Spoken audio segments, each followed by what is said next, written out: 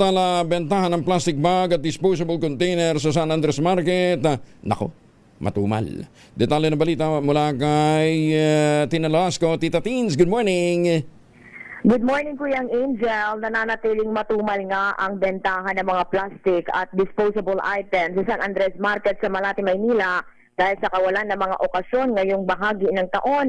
Ayon sa mga vendor ng ating Kabanaya, madalas ay tuwing Pasko o kapag may mga malalaking handaan lamang, nagkakaroon ng malakas na demand sa kanilang mga paninda. Dahil sa mababang benta ngayong buwan, umaabot na sa 2 linggo bago sila mag-resupply o magdagdag ng mga panibagong paninda. Mabibili ang disposable na kutsara at tinidor ng 25 pesos bawat supot na may laman na abot sa 38 piraso. Ang microwave safe containers naman ay mabibili ng 40 pesos hanggang 60 pesos kada 10 piraso ang maliliit, habang 50 pesos hanggang 130 pesos ang kada isa para sa mas malalaki.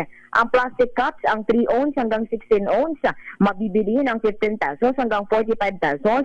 Ang paper cups ay mabibili ng 35 pesos hanggang 95 pesos. Ang sandbag naman ay mabibili ng 25 pesos hanggang 180 pesos, depende sa sukat.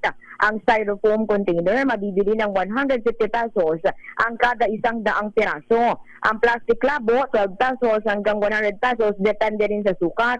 Ang trash bag, 40 pesos hanggang 70 pesos, depende sa size.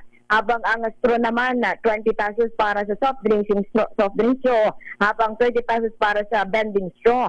Inaasahan ng mga vendor na ating nakapanayam na magpapatuloy ang ganitong sitwasyon sa palengke hanggang sa pumasok ang huling bahagi ng taon, kung kailan dumarami na ang mga nag-oorganisa ng mga party at mga events.